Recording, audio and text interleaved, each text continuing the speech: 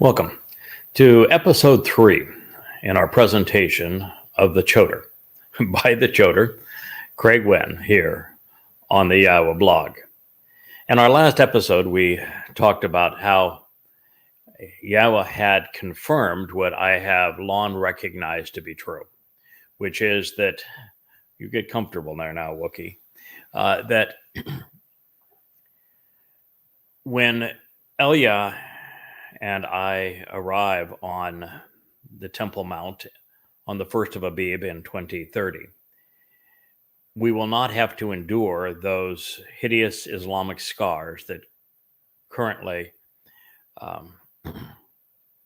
tarnish the most important place on earth. They will be destroyed such that our only backdrop is going to be a replica of the tent of the witness that existed during the Exodus, which will serve as our home during this period. We realized this in the preceding statement, which I'll reprise again so that we're moving forward in context. It reads, "They will not be allowed to continue to perpetrate evil. They will not always be so harmful and troublesome, nor as misleading. And so they will not continue to mar, to blemish, or corrupt anything associated with my set-apart mountain." Well, this actually means that far more than the hideous religious trophies that currently sit atop the Temple Mount, including the Dome of the Rock, the Dome to the Spirits, and the Alaska Mosque, are not only going to be destroyed, but beyond that, things like the Church of the Holy Sepulchre will be gone as well.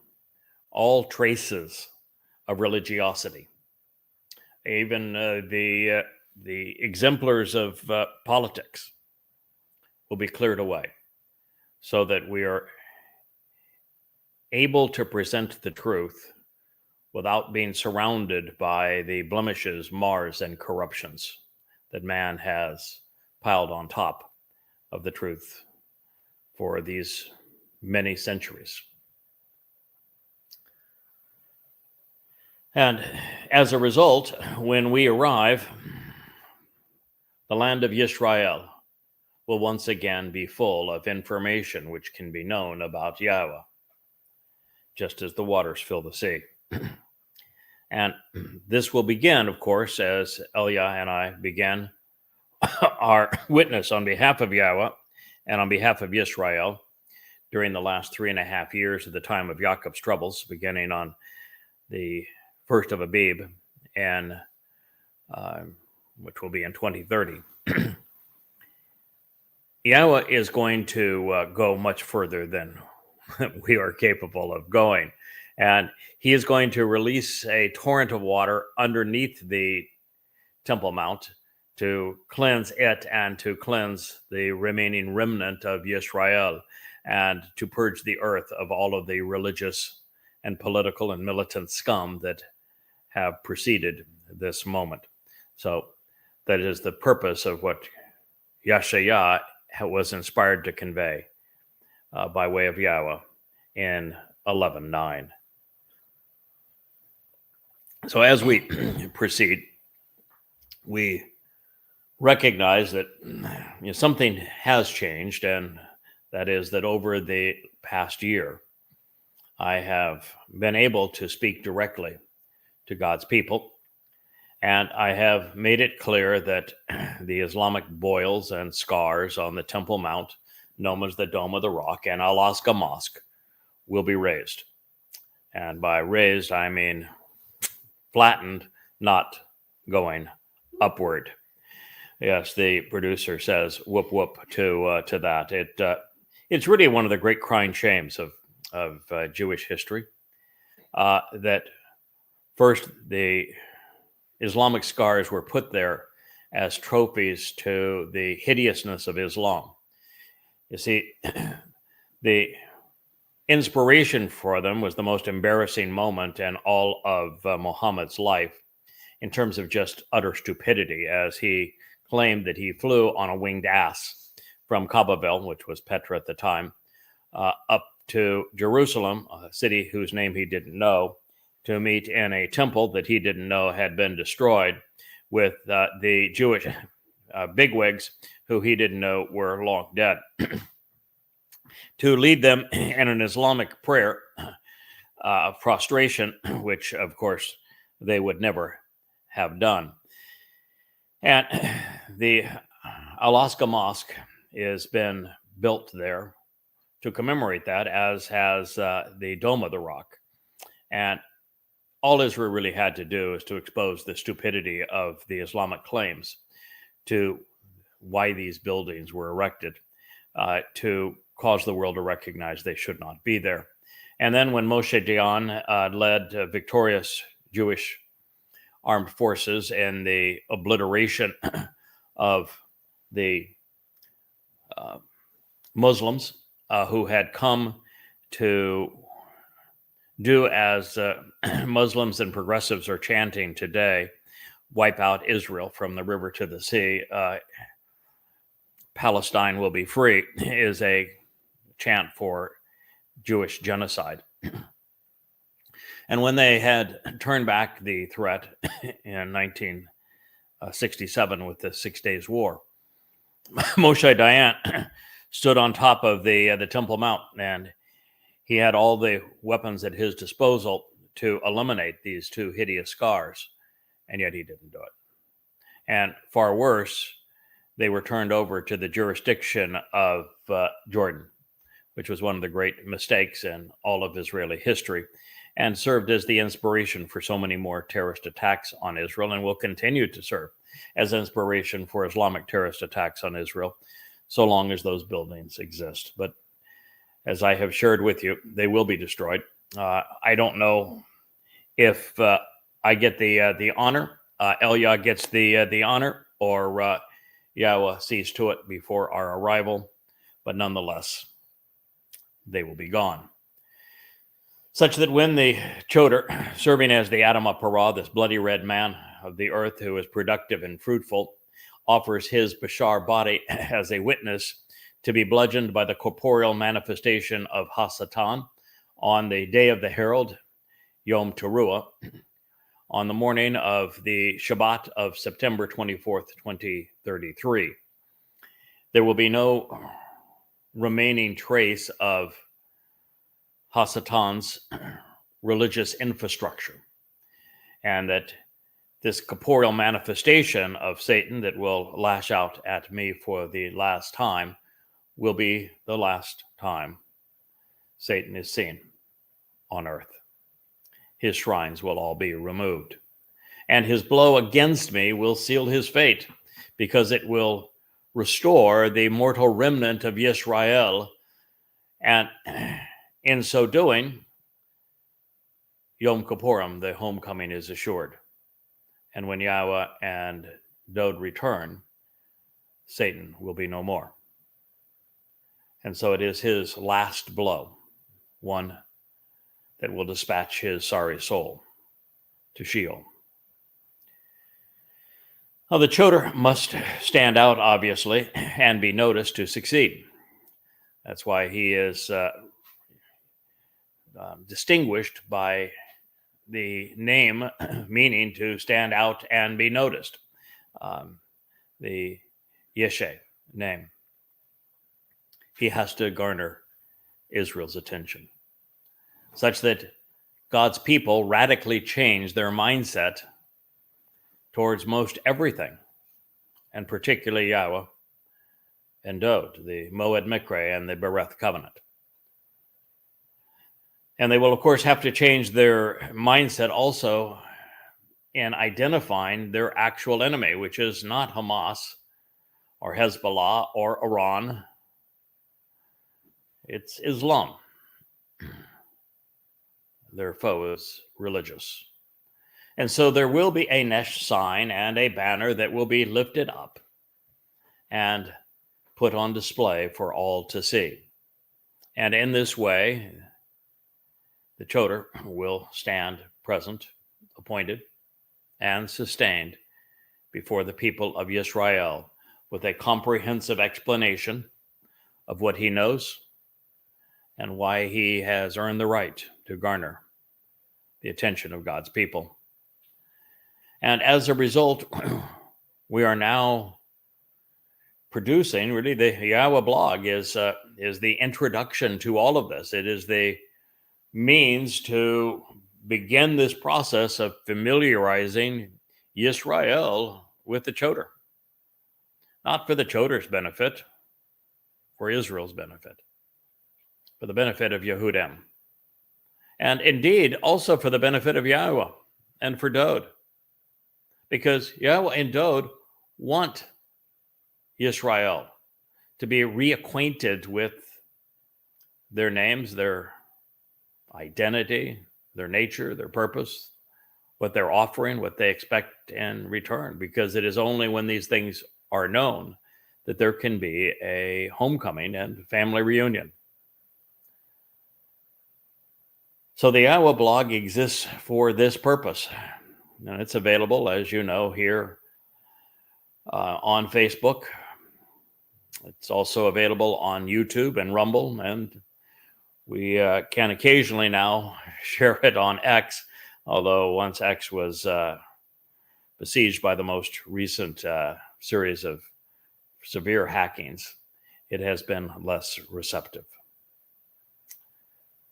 Now, as we continue in Yeshaya, Isaiah chapter 11, which is the principal chapter introducing the Choter to God's people, we read, "And it will occur, it will actually happen, in that day, which is his time,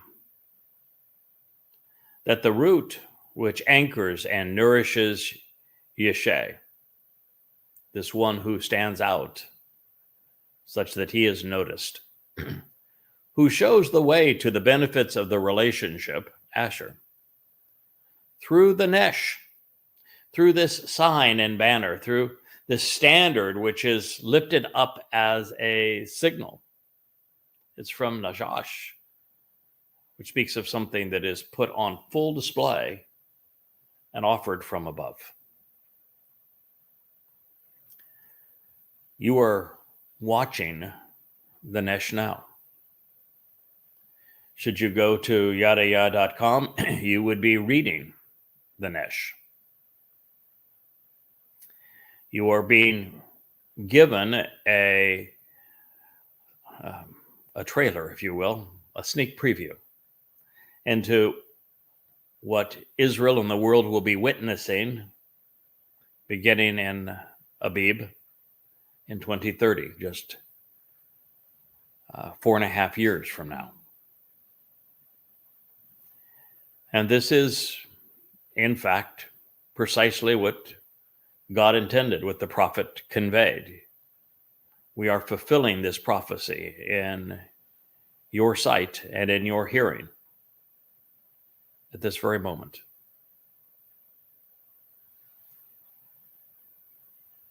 And so, yes, it will occur, and it has occurred, that in this day, his day, that the root which anchors and nourishes Yeshai, the one who stands out now and is becoming noticed, who is committed to showing the way to the benefits of the relationship through this Nesh, this sign, this banner, this standard which is lifted up. He is taking a stand, and he is present and accounted for, Ahmad.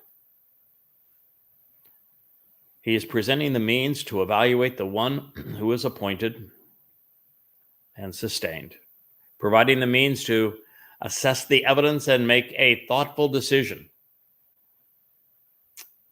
for the benefit of the Am, the family, and people. Through him, all ethnicities will have learned what was not previously known about the relationship and they will continue through him to be inquisitive. Darash, they will have inquired about, searched for, investigated, expecting to find a responsible presentation about engaging in the relationship with ongoing implications for them throughout time as they learn all that can be known. And therefore, his restful residence, his place of repose and reflection, his comfortable habitation from this point on, will exist as a reward and as a source of enrichment and empowerment. Yashayah, deliverance is from Yah. Isaiah 11:10. You may not be able to hear the chuckles from the peanut gallery over there, but she likes to say, "I told you so," in this regard. So let's begin at the beginning before we get to what Giggles is gaggling about. We need to mic the producer. And it will occur in that day, this day, his day, that the sheresh, the base and the foundation, the very source of the family line, the one who is steadfast and focused, the root of the matter, and Yeshe, the one who stands out and is noticed, the one who draws attention to the very substance of our existence, the one devoted to revealing the way to receive the benefits of the relationship. Through this very nesh, this sign, this banner, the YAHOWAH blog, these books behind me on the shelf at yadayah.com, all of this is right now taking a stand and is present and accounted for as requested and enabled by the very God of Abraham, Yishak, and Jacob, the creator God of the universe, afforded Yahweh's 7 spirits to make this possible as never before, all on behalf of the Am, the family. And it is through him that the 7 spirits of Yahweh are reaching out to every ethnicity on earth, people of many races and places. Some of them for no other purpose than to act as that rod that represents the Choter, a means of discipline, of correction, of pointing out the obvious that the religious and political and conspiratorial are wrong and they need to be chastised. They need to be exposed and condemned. And also on behalf of those who are genuinely darash, inquisitive, open-minded, willing to learn, so that they might know the truth. And of course, with a focus on the most important ethnicity of all, Yehudim. That is why we're here. It's not just to sow the seeds and cultivate them that lead to the most productive possible harvest by sharing the truth with Yisrael and Yehudim, but it's also to communicate to everyone so that to the extent that it is possible, Israelites are protected from those who would do them harm, particularly as we approach the time of Yaakov's troubles. So that Israel is warned, and so that by that warning, they also become more receptive to the truth. Darash. And then Yahweh says something that I certainly would not have expected him to say. It's something that he didn't need to say. It is certainly something that is appreciated. But if it were not there, it wouldn't change really anything. Other than it is a it is helpful in a regard. This is a labor of love, and I have devoted every waking hour of this to this mission for the past 24 years of my life. And unlike my predecessors in this role, Moshe and Dod, I have not yet worn out. I'm still invigorated. I'm still excited every day before sunrise to begin afresh, learning and sharing what I have learned with God's people, reintroducing them to Yahweh, the God whose name they erased, and to his beloved Son, our Messiah, the Savior, Dod. But Yahweh knows that my predecessors in this role, particularly Moshe and Dod, finally gave up. I would say gave up maybe is too strong a word, but they ultimately collapsed under the pressure. Trying to awaken and speak the truth to Israel is a very difficult thing to do. Israelites are exceedingly hard-headed. They're set in their ways. They've been belligerent towards God for a very long time. They think they know all of the answers, and yet the most important answer they know nothing about. And we live in a world that is highly politicized and religious, where no matter what you have to say about God, it is resoundingly attacked. And so Yahweh knows that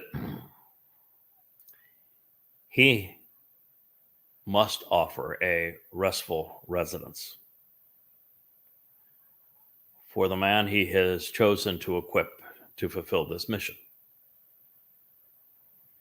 And so he is, well, I would say, from an entrepreneurial point of view, dangling that carrot out to the Choter, saying that continue to give it your all. You have 8.5 years more to go.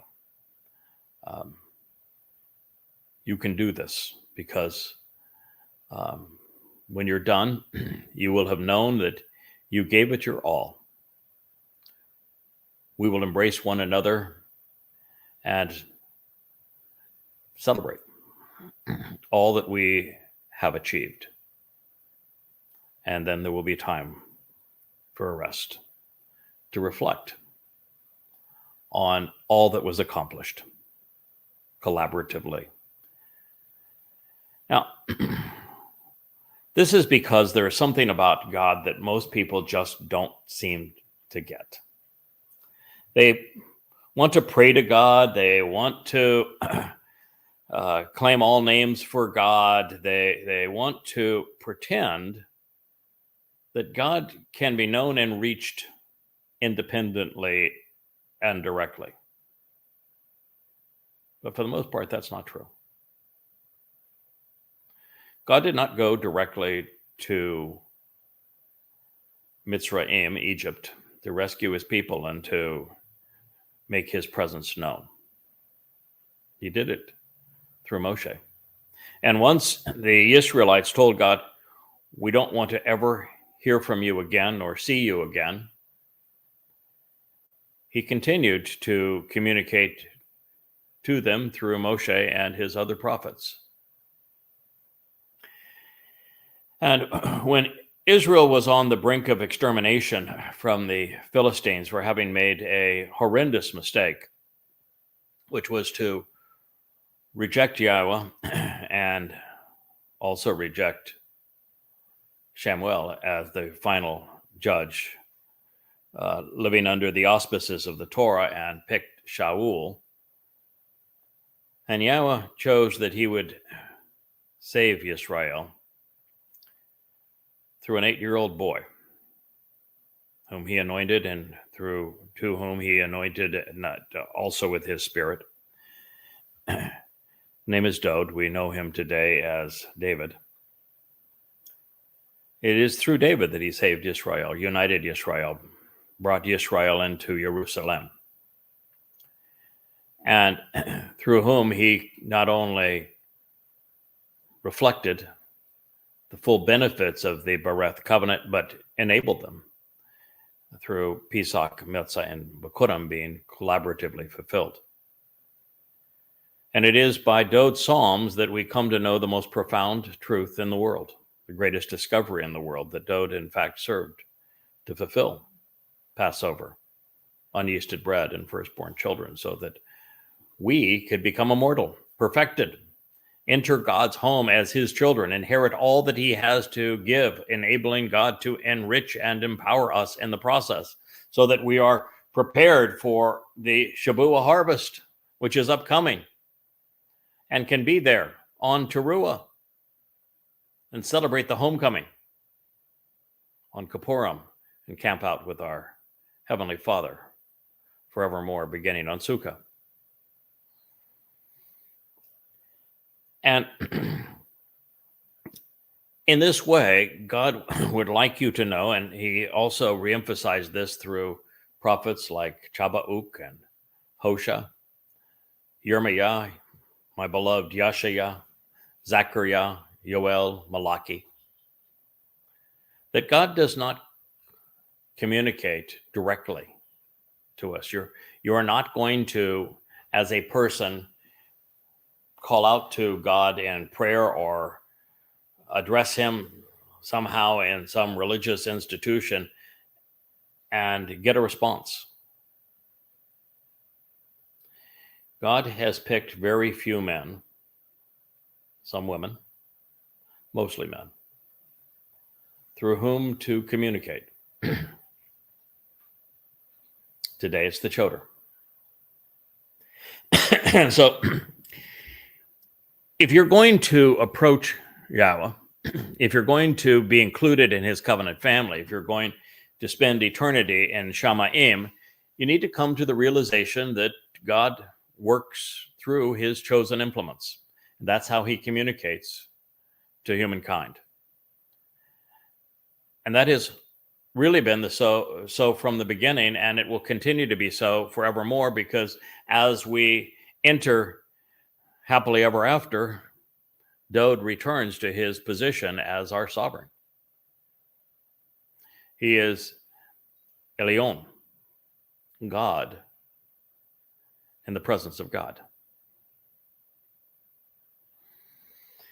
And that shouldn't even be shocking, because all of us are going to be elevated into the seventh dimension and made ever more similar to Yahweh himself.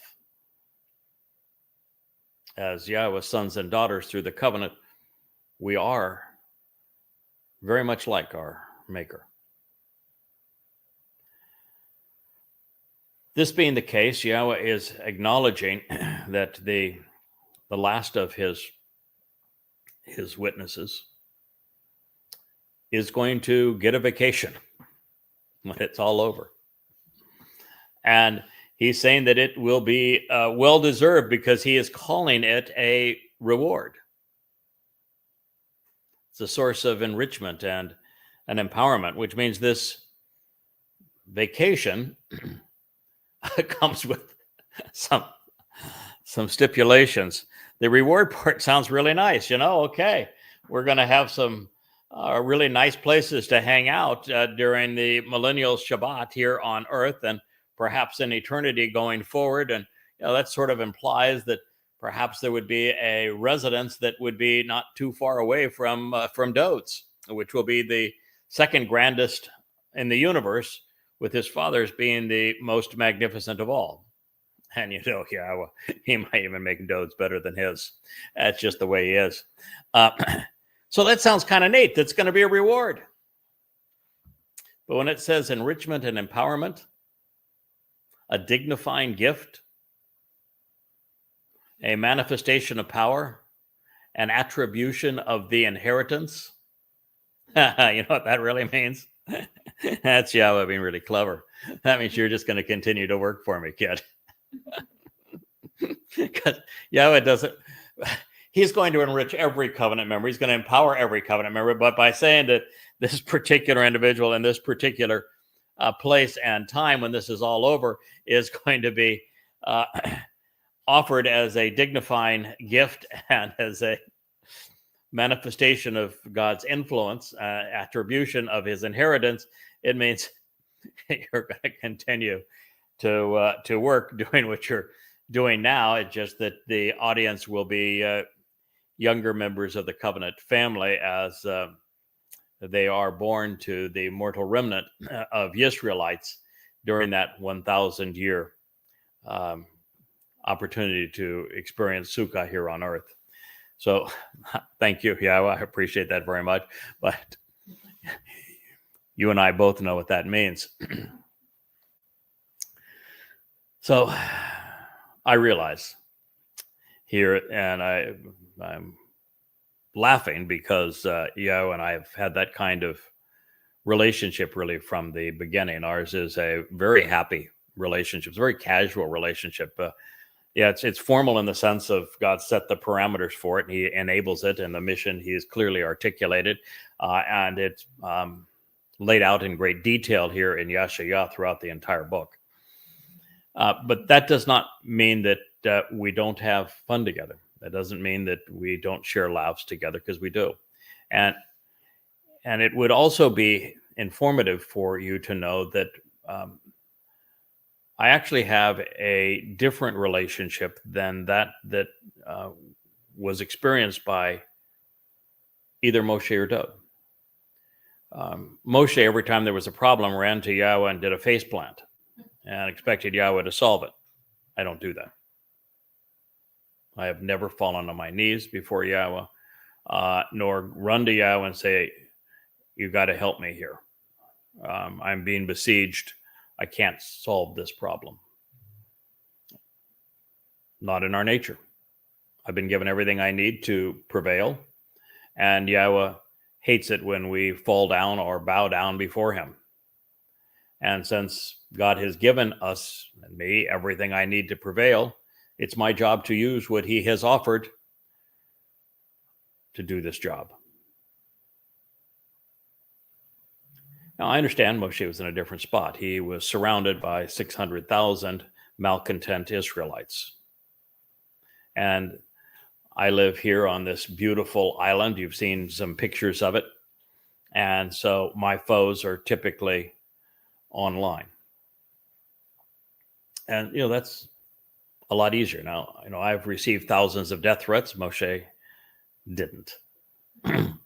But all in all, I can understand why Moshe would be in that position and why I'm in a different one. But again, different circumstances. As for Dod,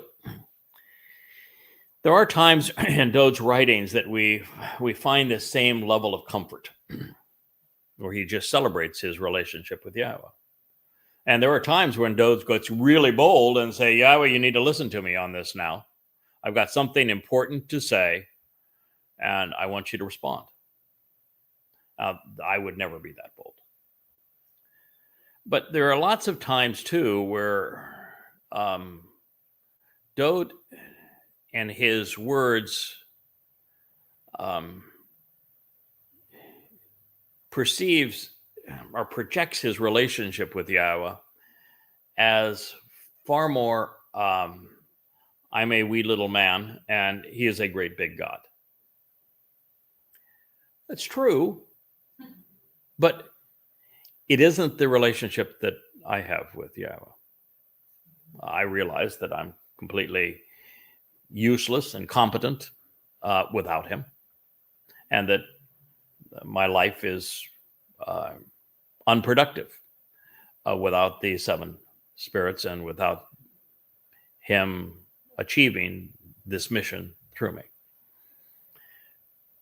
But it isn't helpful for me to put God on a pedestal and to, almost be in fear of him. The job can't be done that way. I have to have a relationship with Yahowah that is like I do, which is that I certainly admire and respect him. I love him. I'm entertained by him. I'm enlightened by him. I'm enriched by him. I understand our relative differences. I'm navalent compared to the extent of the entire universe. But we have to be a team. I have to view him more as a loving father and a supporter, which is one of the ways that he presents himself quite often to us. He says that he's here to serve us, to help us. And I have to view him that way, and I do. I view Yahowah as here to help me help you.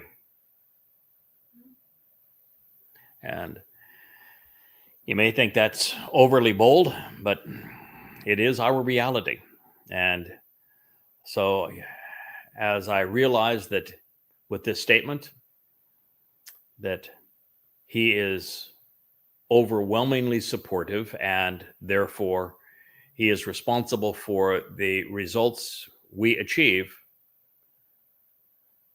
I don't think Yahowah could have found a man more devoted to him over this score of years. That doesn't make me perfect, but it means I have honored and fulfilled the mission. And now we find that Yahowah is pleased. And it's just Yahowah's nature. He is going to tell you what he intends to offer and what he thinks about those who have engaged with him. He's, wrote a whole song about Dode David, the 89th Mizmor. He tells you everything you need to know about his perceptions of Dode. And he has said marvelous things about Moshe. And he even said marvelous things about Yashayah and Shamuel during the darkest moments for them. And it is just God's nature. He's done the same thing for me. This is actually not one of the most expansive declarations of what he thinks of our collaboration together. So I'll just say thank you, Dad. It's an honor. It's a privilege to serve with you on behalf of your people. Now, what follows, the Adonai, my upright one and foundation and pillar of the tabernacle, is being spoken in Yahowah's voice. It therefore is not my Lord. No.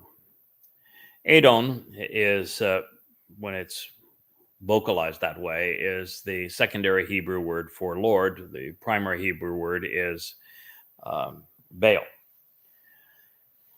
Edon, however, is used throughout the Torah to describe the upright pillar of the tabernacle. The very tabernacle that I've shared with you, is a replica, is going to be presented on the Temple Mount during the time that Elia and I are there. And Yahowah wants to make a point that at this time, for the purpose of the Choter, that the Choter is going to be more than a resident within that tabernacle. And so we have to go to the Torah's definition of Edom and appreciate why Yahowah would refer to the Choter, which is what he's talking about throughout Yashayah 11, would serve as my upright one, the foundation and the pillar of this tabernacle. Because it takes on very special meaning at this particular time. You see, when Elia and I arrive on the Temple Mount and the Islamic scars are removed and this replica of the tent of the restoring witness is erected and serves as our home, God is crediting us, and particularly the Choter, with upholding his covenant family and expanding his covenant family. And you might say, wait a minute, that puts you in a superior position, if you will, to Elia. And yes, it does. Listen,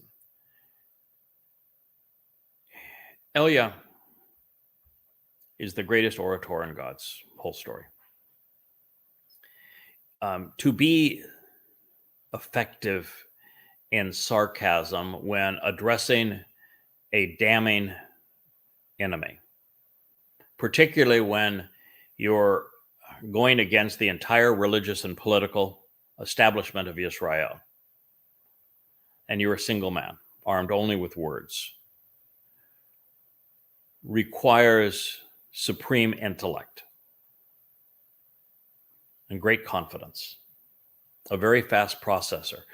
It means that Elia, to be effective in his sarcasm, had to know the Canaanite Babylonian religion that was practiced by the Phoenicians at the time of Jezebel, and understood exactly who Asherah, the Queen of Heaven and the Mother of God, the Madonna and Child, was, and who the Lord was.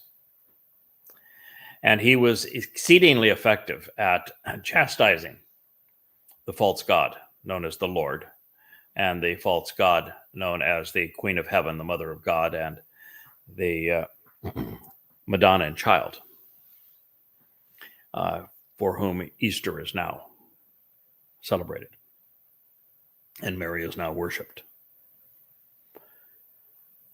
And he had this entire performance before the religious and political establishment of Israel to condemn religion and politics, orchestrating the slaughter and the subsequent uplifting sacrifice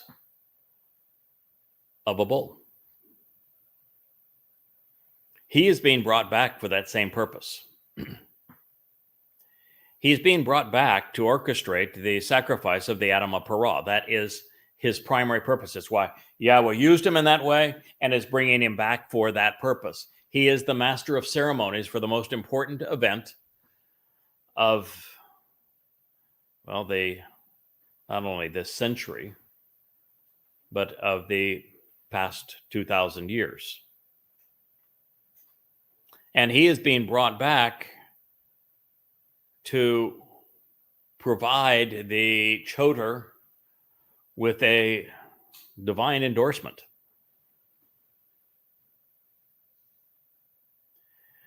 And so it is true that when Elia and I take the stage on the Temple Mount, Elia will be far better known than I am.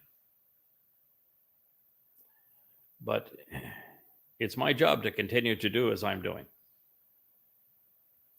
And Elia is going to support what we achieve right to the point of serving as the master of ceremonies for the sacrifice of the Yada Yahowah that prepares the adulterous woman that is Yisrael to be betrothed again to the returning Messiah and King, David.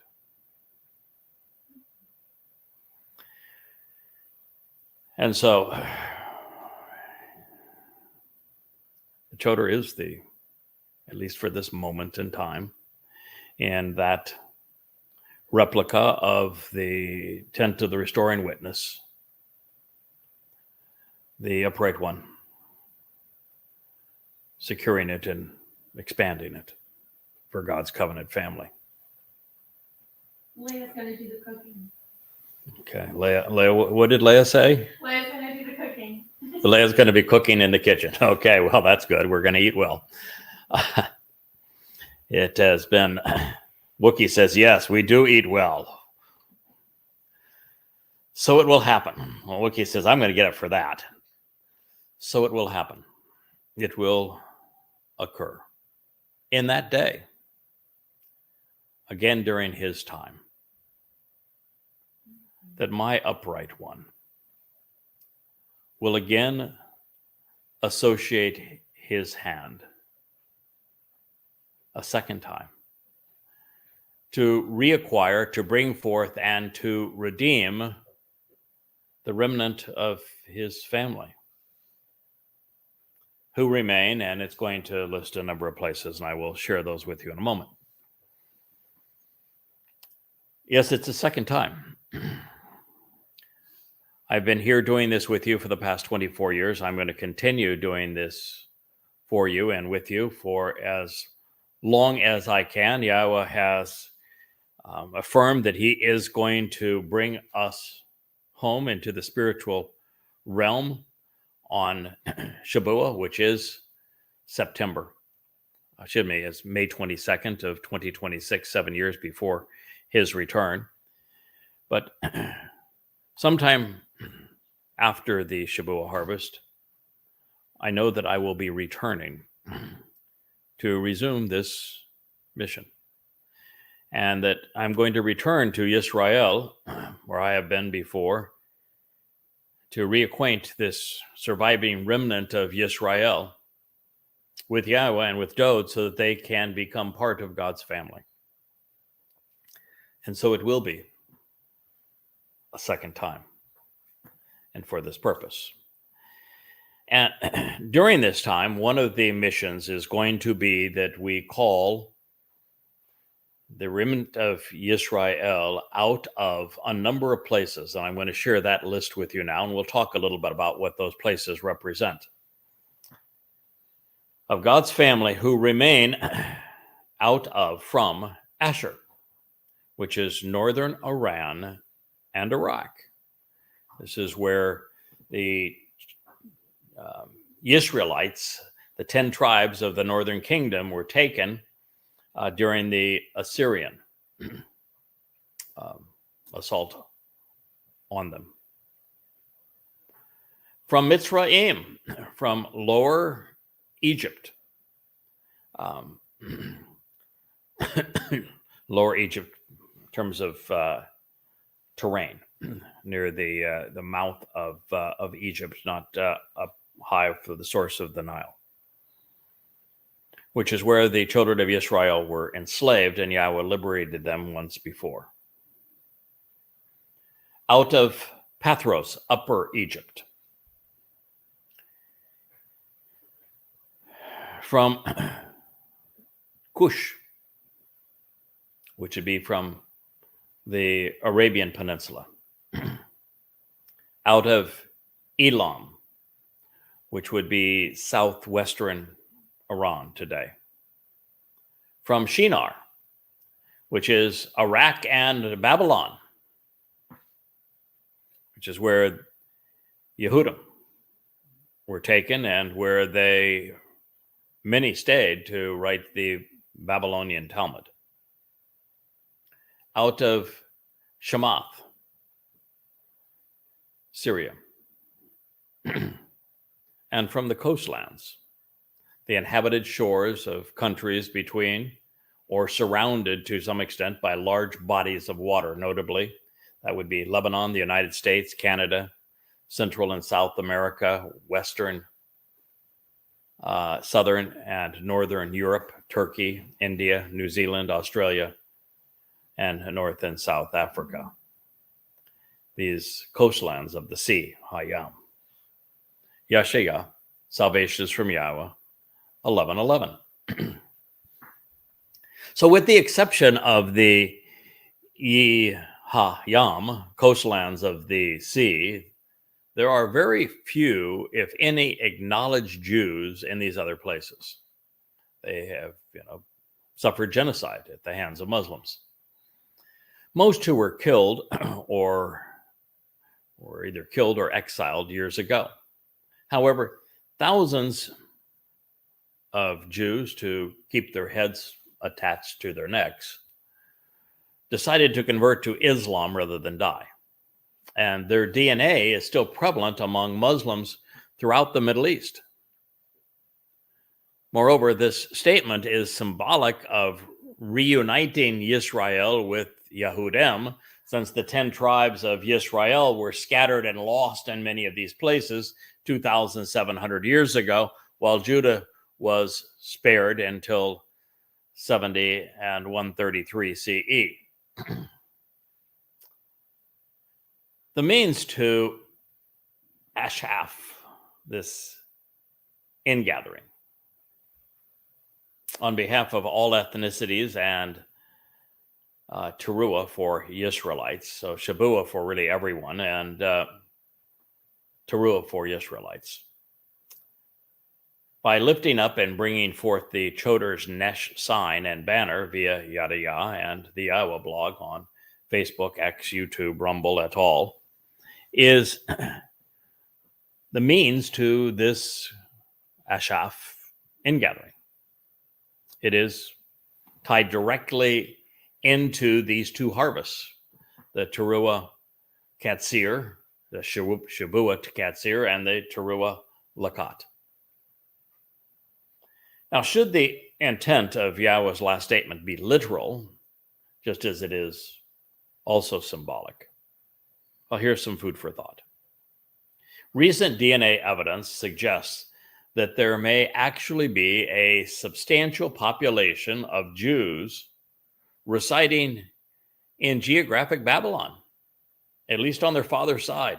This assessment also indicates that these Jews are among the most prominent and prosperous of Muslims. Imagine the utter amazement when Muslims find out that they're actually Jewish. Not all of them. Many of them. Muhammad was Jewish.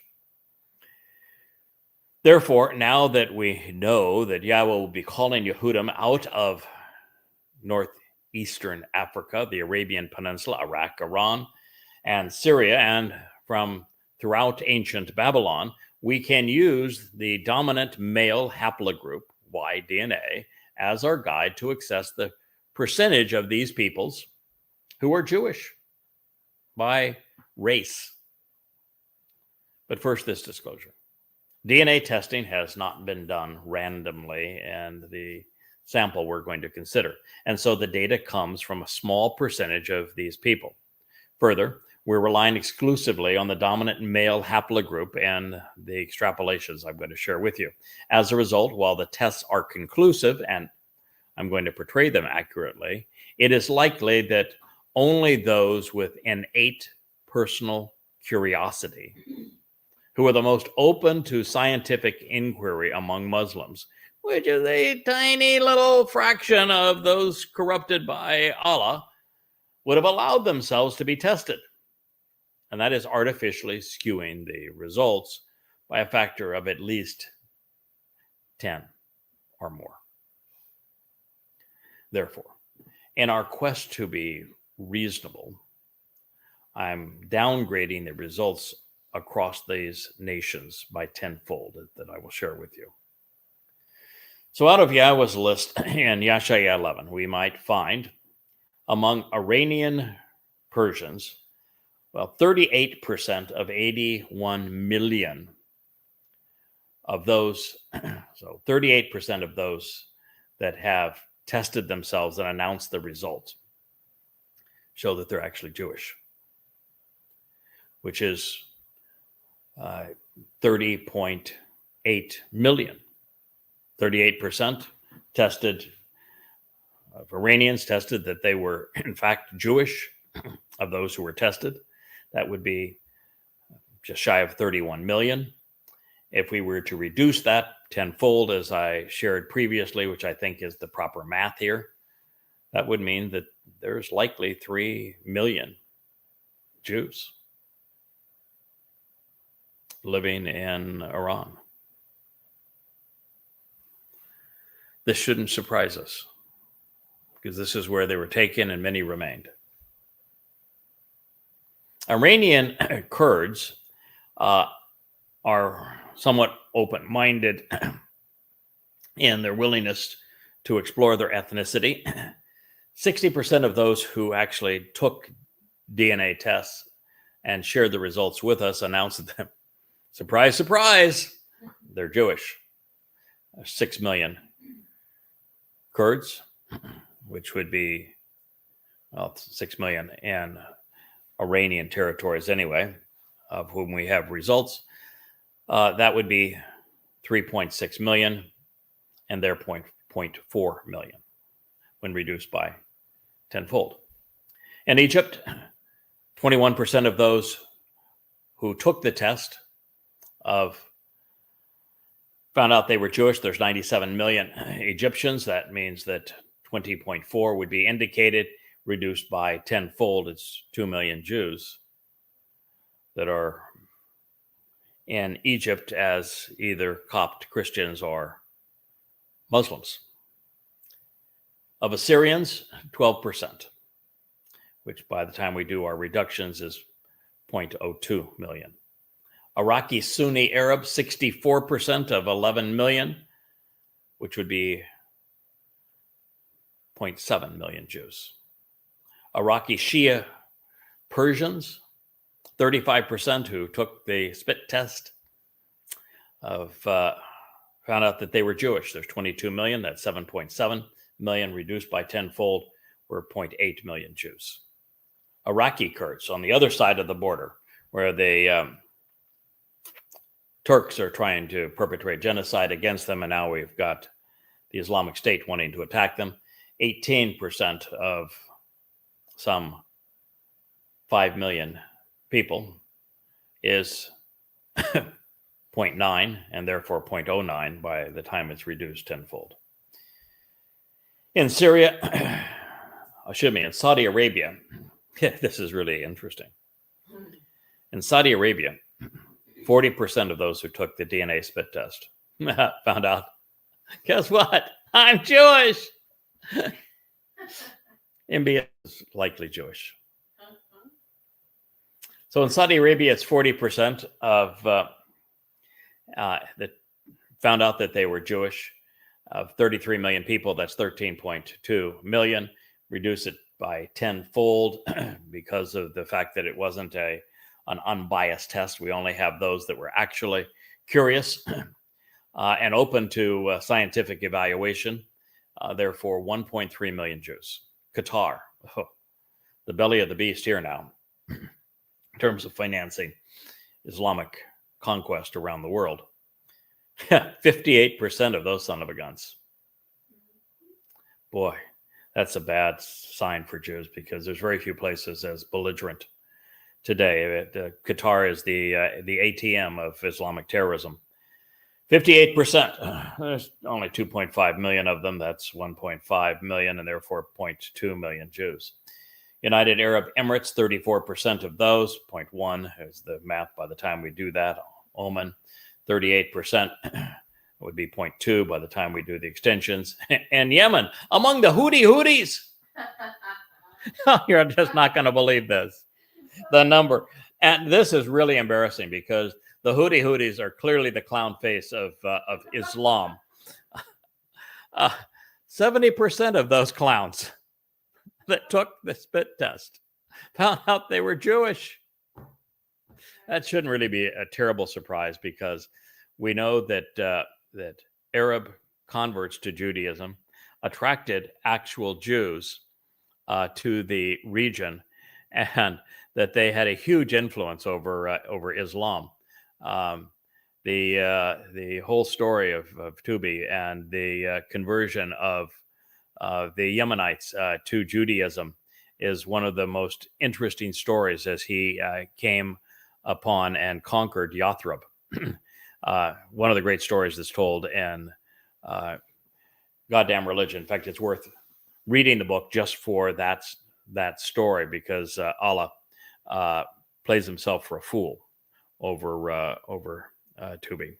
But anyway, that would be 2 million Jews scattered amongst the Yemenites. Now, it's not fair to call all Yemenites the clowns of face of Islam because the Houthis are just a sect of those living there in Yemen. So, to the degree that these projections are accurate, and when Wookie has done the calibrations to verify that the math was true, Wookie is a whiz at math. Well, he's a whiz nonetheless. Sir Poops a lot is what we call Wookie from time to time. So to the degree these projections are accurate when diminished tenfold for potential bias among the consenting to be tested, only a tiny fraction of these 10 million individuals know that they are Jewish. If more were to know, that would be cathartic due to the anti-Semitic nature of Islam.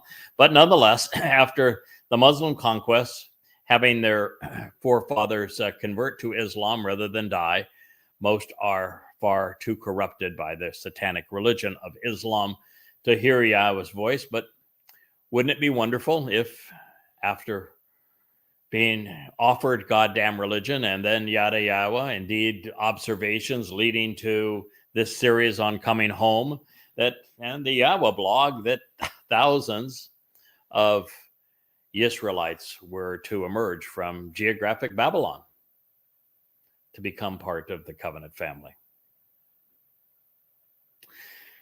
We must now add acknowledged Jews living among the coastlines of the sea to this list. Now, the following list of nations, replete with their known Israelite populations, has been, well, something we're going to consider here so that we can calculate just how many Jews have the potential to be included in Yahweh's repatriation of his people and how that compares to the entire population. In Israel now, there are 7.4 million Jews. 7.4 million. The number is actually increasing fairly significantly within Israel.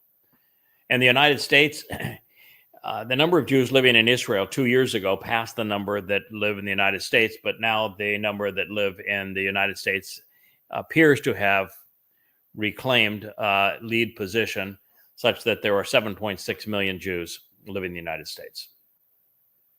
Well, that's what, 15 million right on the nose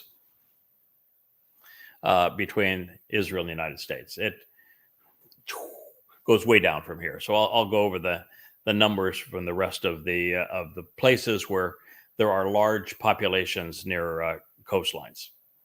France, 440,000. It's declining rapidly. Canada, 400,000, maintaining but in shock. United Kingdom also maintaining 300,000, but in absolute shock. In Russia, 130,000.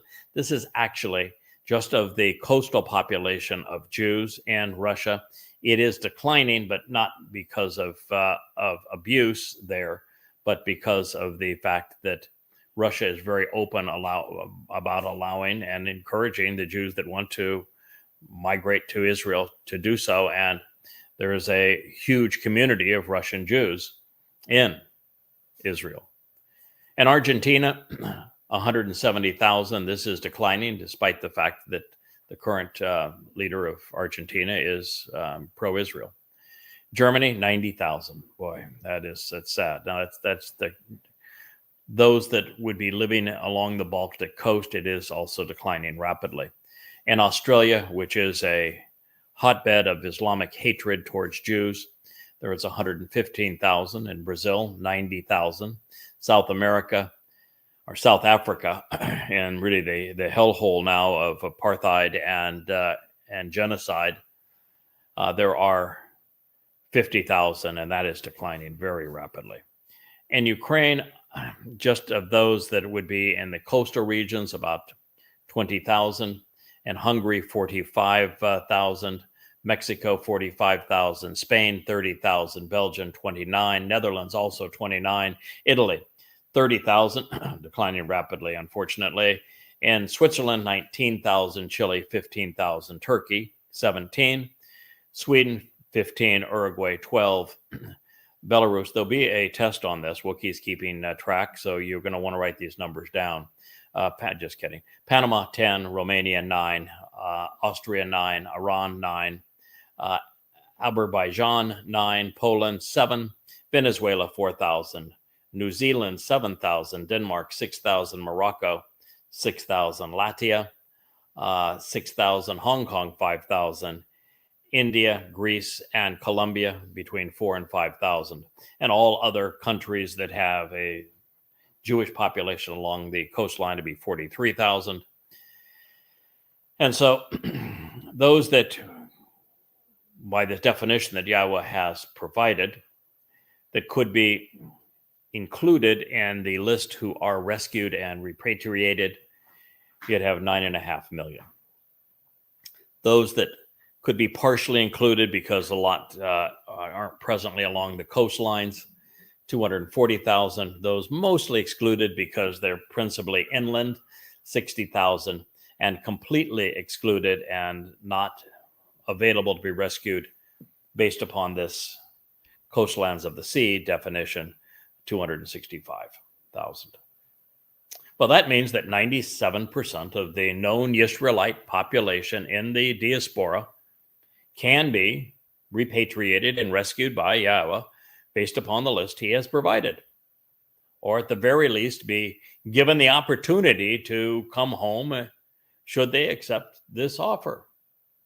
And even if 80% of the Jewish population chooses to remain in places that have a rising tide of anti-Semitism, such as those in Poland, Austria, Romania, Belarus, Hungary, and Ukraine, God is offering sanctuary in Israel to 99% of his people. This does not mean that Israel will be saved, far from it, but it will continue to endure the indignity of Islam and of socialist secular humanism, and it will ultimately prevail. And that is a place that God is willing to engage in the end to protect his people, and where he will have his two witnesses there to protect his people. So Jews will actually fare better in Israel than they will anywhere else on earth. That's why we will be there. Some will even live to see the return of Dowd, their Messiah and King, and that's reason enough to go.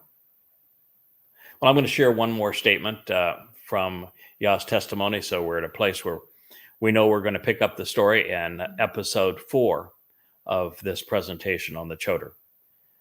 So he will lift up this Nesh sign, signal, and banner for every ethnicity and all nations. Then he will gather together and remove the strain and scattered of Yisrael. And the dispersed of Yehudah he will gather up and obtain from the 4 extremities of the earth. Yashayah 11:12. It's a nice summation of what we have just read. I thank you for listening and for being part of this family where we are committed to sharing Yahweh's message with his people, reacquainting Yisrael with Yahweh and with Dowd, the actual Messiah, Son of God and Savior. May Yahweh bless you all. Good day.